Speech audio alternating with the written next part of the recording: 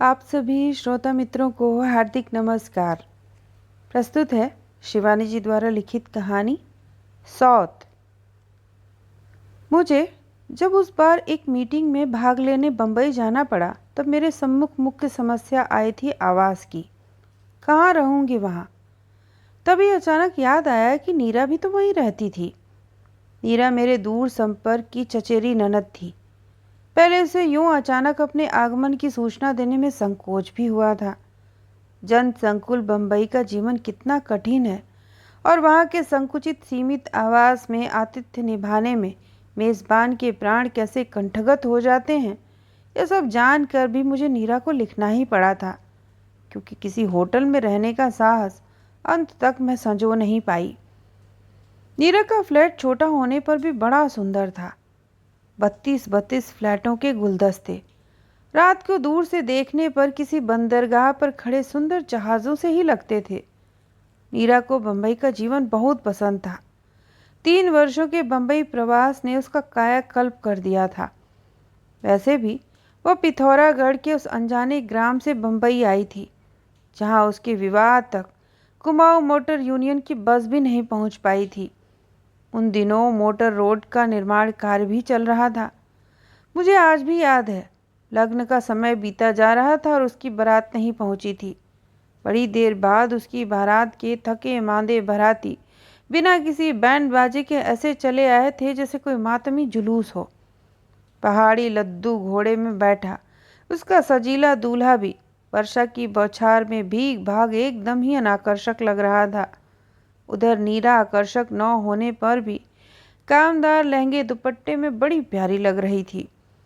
नए गहने कपड़े और नवीन जीवन साथी का उल्लास उसके गदबदे गोल मटोल चेहरे पर लज्जा का अंग राग बिखेर उसकी उजली हंसी को और भी उजली बना गया था।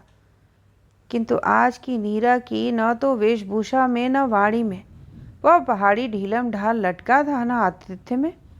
उसके मुंह से मैंने बोला, तुमको होना क्या, आदि विभिन्न प्रदेशी उच्चारण सुन मैंने उसे टोका भी था। कैसे बोलने लगी हो नीरा, क्या हो गया है तुम्हारी हिंदी को। क्या करूं भाभी, मेरी पड़ोसन हैदराबाद की है ना, इसी से बोली में उसकी छाप लग गई है। आज तुमसे मिलाऊंगी, बहुत ही प्यारी लड़की है। नीरा की प्रतिवेशिनी राज्यम बंबई के एक प्रसिद्ध होटल में रिसेप्शनिस्ट थी। उसके पति मद्रास में ही किसी दवाओं की विदेशी फर्म में काम करते थे। दोनों का वेतन अच्छा खासा था। उस पर उनकी एकमात्र पुत्री ननिहाल में पल रही थी। राज्यम स्वयं ऊटी के कॉन्वेंट से पढ़ी थी। इसी से अंग्रेजी का उच्चारण, उठने बैठने का सलीका, सब कुछ खांटी मेम साहबी था। वेशभूषा में भारतीय संस्कृति का लवलेश भी नहीं था। टखनियों तक झूल रही मैक्सी बायां भाग किसी समृद्ध थिएटर के रेशमी पर्दे की भांति बीचों बीच उन्मुक्त औदार्य से खुली परतों को समेट लेती। किंतु उस कौशल में भी उसकी सदी पूर्वाभ्यास से की गई उदासीनता मैंने कनखियों में ही पकड़ ली थी। गुलाबी रेशम की खुली भांज के बीच रह रहकर उसकी गुलाबी रेशमी जंघा की क्षणिक छटा पिछली सी कौंच जाती, किंतु उसके चेहरे पर वही स्वाभाविक सौम्य स्मित खेलता रहता, जैसा उन सर्कस सुंदरियों के चेहरे पर रहता है जो बालिश्त भर की रेशमी कौपीन पहने ट्रापेज के झूलों पर ऐसी उदासीनता से सर्र से निकल जाती हैं। उसकी मैक्सी का गला भी उसी औदार्य से खुला किसी उत्तुंग पर्वत श्रेणी पर फिसल रहे पहाड़ी झरने के वेग से ही झरझराता नीचे उतर गया था। पतली ग्रीवा में थी सुवर्ण मंडित रुद्राक्ष की माला, गेरुए रंग की शॉर्ट सिल्क की मैक्सी और कंठ की रुद्राक्ष कंठी से मेल खाता ही उसका केश विन्यास भी था। संसार त्यागी अवधूत कैसे उस जटाजूट में भी एक रुद्राक्ष की माला लपेटी गई थी। हाथ में वैसा ही मेल खाता रुद्राक्ष का कंकड़ था। बाद में नीरा ने बताया था कि वह जूड़े की लेटेस्ट स्टाइल है, फरीदाबादी हेयर स्टाइल है भाभी। उसने बड़े गर्व से अपनी श्रृंगार पटु सहेली की उपस्थिति में ही फिर उसका प्रशस्ति पत्र पढ़ दिया था। पर हम तुम पर थोड़े ही ना अच्छी लग सकती है, ये तो राज्यम ही है कि कैसी ही बनकर क्यों न निकल पड़े, लोग मुड़ मुड़ कर देखते रहते हैं। बात ठीक ही कही थी नीरा ने। लड़की वास्तव में व्यक्तित्व संपन्ना थी, कूर्गी थी। इसी से रंग था एकदम चिट्टा सुर्ख।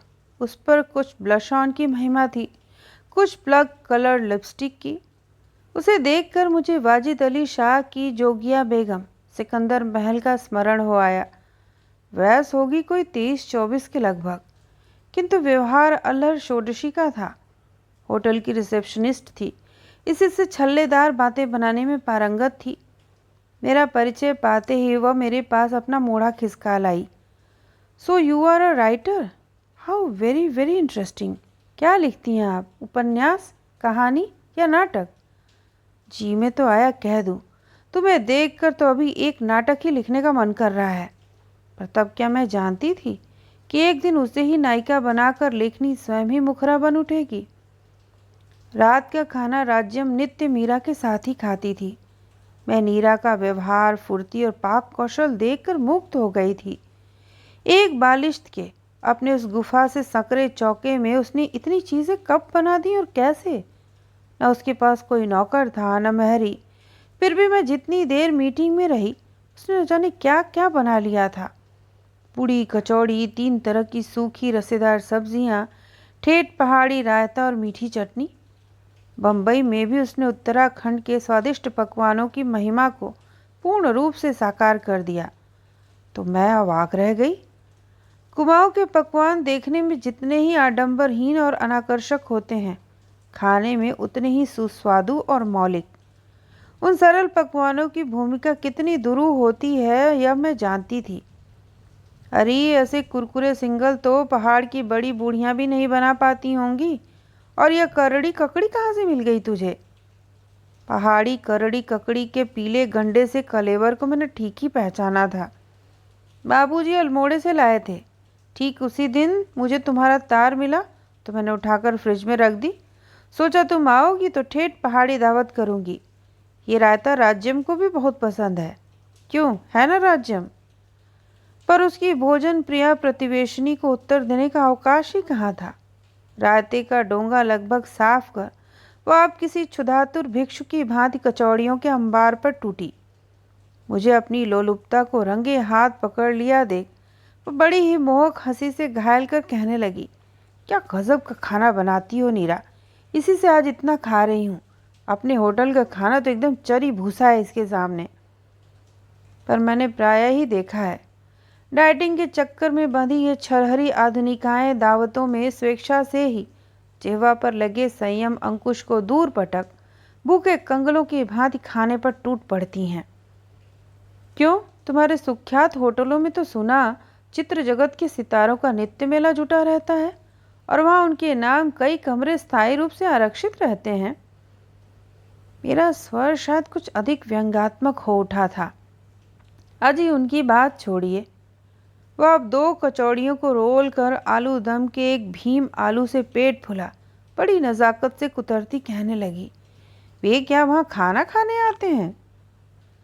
फिर वह कुटिल रहस्यमयी कनखियों से मेरे नंदोई को देखकर मुस्कुराई। वह मुझे अच्छा नहीं लगा। अपने कहानी उपन्यासों में ऐसी असंख्य प्रेमासिक्त कुटिल कनखियों का वर्णन करते करते अब किसी भी स्वयं दूती नारी के अंतर्मन के छाया चित्र को मैं न चाहने पर भी किसी एक्सरे प्लेट में उभरे भग्न अस्थि कोटर सा स्पष्ट देख लेती हूँ। उस दिन दावत लगभग 3 घंटे चली थी। इस बीच उस चपला सुंदरी प्रतिवेशनी की उपस्थिति ने मुझे अपनी सरल ननद के अदृष्ट के प्रति आशंकित ही किया था। खाने के बाद अचानक याद आया कि मीठी खीर के पश्चात एक अत्यंत अनिवार्य भारतीय मुखशुद्धि का प्रबंध करना भूल गई थी। हाय राम, मैं तो भूल ही गई थी कि आप पान खाती हैं। वैसे तो चौपाटी दूर नहीं है पर। अरे क्या पर करता। उसकी मेखला धारिणी कैबरे नर्तकी सी प्रतिवेशनी हंसती उठ गई। हम अभी लाएगा, चलो तो महेश, निकालो अपना स्कूटर। मैं स्तब्ध रह गई। इतनी रात को क्या यह लड़की अपनी इस अधखुली मैक्सी में महेश की कमर में हाथ डाल मेरे लिए पान लेने जाएगी? नहीं नहीं, मुझे पान की ऐसी कोई आदत नहीं है, मैंने कहा। पर मेरी भोली ननद के चेहरे पर अपनी सखी के प्रति कृतज्ञता की सहस्त्र किरणें फूट रही थीं। प्लीज़ राज्यम, पूड़ा भर लेती हैं ना, फ्रिज में रख दूंगी। और फिर मेरी भय त्रस्त आंखों के सामने वह अपनी सखी के सहचर की कमर में हाथ डाले हवा सी निकल गई। बड़ी देर बाद दोनों पान लेकर लौटे तो मैंने कठोर दृष्टि से महेश को घूरा। उसे मैं क्या हाथ से जानती हूँ? फटे कोट की बाह से नाक पोंछता महेश प्रायः ही तो हमारे यहाँ कभी पिता के लिए शिव पुराण मांगने आता, कभी विष्णु पुराण। उसके पिता गोविंद वल्लभ पांडे हमारे कुल पुरोहित थे, और मेरा ही नहीं, मेरे सब भाई बहनों का षष्ठी पूजन उन्होंने ही किया था। मैं देख रही थी कि महेश मेरी आंखों से आंखें नहीं मिला पा रहा है। जब नीरा की प्रतिवेशनी विदा हुई तब वो मेरा बिस्तर लगाने मेरे कमरे में आई। भाभी, कैसी लगी मेरी सहेली? है ना गजब की लड़की? उसके होटल में कोई भी वीआईपी अतिथि आए, इसकी ड्यूटी ना हो तब भी इसे ही बुलाया जाता है। मैं समझ सकती हूँ, तुम्हारी सखी के व्यक्तित्व की सृष्टि ही विधाता ने पुरुषों का आतिथ्य निभाने के लिए की है, मैंने कहा। पर भोली नीरा ने मेरे उत्तर के व्यंग को एक कान से सुन दूसरे से निकाल दिया और फिर उसी उत्साह से कहने लगी, है तो मद्रासी, पर रंग हम तुमसे भी गोरा है। उस पर कपड़े पहनने में इसका जवाब नहीं है भाभी। चाहे कुछ भी न पहने तब भी हीरे सी दमकती है। वो तो देख ही लिया। मेरा रूखा स्वर फिर उस चिकने घड़े पर तेल सा ढरक गया। अच्छी लगी ना तुम्हें? नहीं, न चाहने पर भी मेरे हृदय की बात होठों पर फिसल गई। क्यों? चादर की सिलवटें ठीक करते उसके दोनों हाथ रुक गए। इसलिए कि मुझे स्कूल कॉलेज न जाने वाले लड़के और ससुराल न जाने वाली लड़कियां ज़रा भी अच्छी नहीं लगती। मैंने हंसकर कहा, तो क्या हो गया, उसके पति तो यहाँ आते रहते हैं। फिर बेचारी करे भी क्या, सास बेहद तेज़ है। मैं 3 दिन तक नीरा की अतिथि बनी रही और उन दिनों की संक्षिप्त अवधि में ही उसकी उस चतुरा प्रतिवेशनी का व्यवहार मुझे स्तब्ध कर गया। नित्य प्रायः वो महेश के ऑफिस जाने तक नीरा के यहाँ ही डटी रहती। मैं अपने कमरे में ही देखती, वो महेश के कमरे में बैठी खिलखिला रही है और मेरी मूर्खा ननद चौके में भाड़ झोंक रही है। चाय नाश्ता वहीं से लेकर वो होटल जाती और 5 बजे लौटती। फिर अपना ताला खोलने से पहले वो नीरा की ही घंटी बजाती। रात को भी उसका खाना नीरा के यहाँ ही रहता। बड़ी रात तक ताश चलता। गिलासों की खनक से मैं जान जाती कि ताशों के ज़ोर ज़ोर से पटके जाने और असंस्कारी कहकहों के पीछे किसी गहरे जलपान का बहुत बड़ा योगदान है। स्कूटर की घर्र घर्र सुन मैंने खिड़की से झांका था। महाराज पृथ्वीराज की मुद्रा में महेश पीठ पीछे लिपटी संयुक्ता को लेकर शायद मेरे लिए पान लेने जा रहा था। जी मैं कि उसी क्षण अपनी उस सांसारिक बुद्धिहीना ननद को कमरे में बुलाकर झापड़ कस दूं।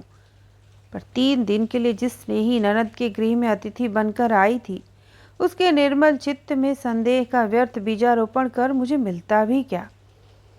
हो सकता था वह संदेह मेरी आवश्यकता से अधिक संस्कारग्रस्त देहाती चित्त की कल्पना मात्र हो। क्या पता आधुनिक पतिव्रता की मान्यताएं अब हमारी मान्यताओं से भिन्न हो। वो पति को ऐसी स्वतंत्रता स्वेच्छा से ही दे देती हूँ। फिर भी चलते चलते मैंने उसे सावधान कर ही दिया था। देखो नीरा, तुम बहुत भोली हो। फ्लैट का जीवन निश्चय ही कुछ अंशों में मनुष्य के जीवन को अनुभवों से समृद्ध करता है, किंतु इसके लिए तुम फ्लैट वासियों को अपनी एक बहुमूल्य धरोहर खोनी भी पड़ती है। वह है तुम लोगों की प्राइवेसी। किसी भी परिवार के सुख के लिए इस प्राइवेसी का अक्षुण्ण रहना अनिवार्य होता है। यहाँ तो तुम्हारी एक छींक, खांसी या डकार तक पर तुम्हारा अधिकार नहीं रहता। उसी क्षण वह दूसरे परिवार की छींक और खांसी बन जाती है। तुम्हारी सखी से तुम्हारी ऐसी मैत्री देखकर बड़ा आनंद आया, किंतु एक अंग्रेजी कहावत सुनी है ना, अंतरंगता घृणा की जननी होती है। इसे मत भूलना नीरा। आय भाभी, तुम्हें क्या लगता है मैं किसी से लड़ूंगी? मैं फिर कह ही क्या सकती थी। मैं जब रात की गाड़ी से चलने लगी तब नीरा की प्रतिवेशनी फिर मेरे लिए स्कूटर भगाती पान ले आई थी। मैंने पूड़ा बटुए में डाल लिया और जैसे स्टेशन पीछे छूटा मैंने बंधा पूड़ा खिड़की के बाहर फेंक दिया। फिर 1 वर्ष तक मुझे नीरा की कोई खबर नहीं मिली। पिछली बार एक शादी में पहाड़ गई तब उसकी माँ मिल गई। कभी उनकी गाय घोड़ी बनना के बिना कोई भी विवाह उत्सव संपन्न नहीं होता था। उस दिन एक निर्जन कोने में ऐसे बैठी थीं कि पहले मैं उन्हें देखकर पहचान भी नहीं पाई। नन्हे से घूंघट की यवनिका में उनका उतरा कुम्हलाया चेहरा देख मैं स्तब्ध रह गई। क्या हो गया था मेरी इस आनंदी सास को? अभी 2 वर्ष पूर्व नीरा के भाई की शादी में उन्होंने मेरे ससुर के सूट बूट में लैस हो कभी गोरे साहब और कभी पहाड़ की सरल ब्राह्मणी का अपूर्व अभिनय कर हमें हंसा हंसा कर मार दिया था।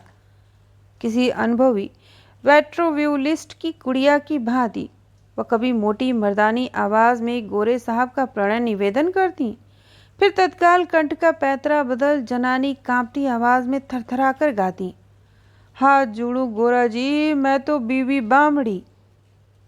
मैंने उन्हें देखते ही हंसकर ढोलक उनकी ओर लुढ़का दी। लो चाची, ये क्या मुंह लटकाए बैठी हो जाए एक कड़कती सी घोड़ी। दुर्बल हाथों से ढोलक को मेरी ही ओर वापसी ढलान में लुढ़का उन्होंने अपनी डबडबाई आंखें फेर ली। मेरी देवरानी ने मुझे चिकोटी काटी। क्या कर रही हो दीदी? आज पहली बार तो औरतों में आकर बैठी हैं, नहीं तो अम्मा जी ने तो पलंग ही पकड़ ली थी। क्यों? मैंने फुसफुसाकर पूछा। सुना नहीं तुमने? अभागा महेश नाक कटाकर अपनी पड़ोसिन के साथ नौकरी छोड़ छाड़ मद्रास भाग गया है। नीरा का तार पाकर बाबूजी उसे वहां लिवा लाए, पर लाने से क्या होता है? दिन रात कमरे में गुमसुम पड़ी रहती है। कई डॉक्टरों को दिखा चुके हैं, कहते हैं दिमाग का मर्ज है। किसी दिमाग के डॉक्टर को दिखाइए, हृदय पर कोई भारी आघात लगा है। इससे बड़ा आघात किसी भी नारी को लग भी क्या सकता था। मैं उस आनंद उत्सव के बीच सिर लटकाए बैठी चाची के उस वेदना विधुर चेहरे की ओर दूसरी बार आंख उठाकर नहीं देख पाई। चलने लगी तो देवरानी चांदी की तश्तरी में पान ले आई। लो भाभी, मैं तो भूल ही गई थी कि तुम पान खाती हो। ठीक 1 वर्ष पहले यही शब्द नीरा ने भी कहे थे। नहीं, अब मैं पान नहीं खाती, कहकर मैंने तश्तरी खिसका दी और उठ गई। वैसे तो नीरा की सौत मेरे लिए पान लेने ना जाती तब भी होनी होकर ही रहती, पर मुझे बार बार यही लगता है कि वह पृथ्वीराज संयुक्ता की जोड़ी यदि आधी आधी रात को मेरे लिए पान लेने ना जाती तो शायद मीरा का उतना बड़ा सर्वनाश भी नहीं होता। तो यह थी शिवानी जी द्वारा लिखित कहानी। सुनने के लिए आप सभी का धन्यवाद।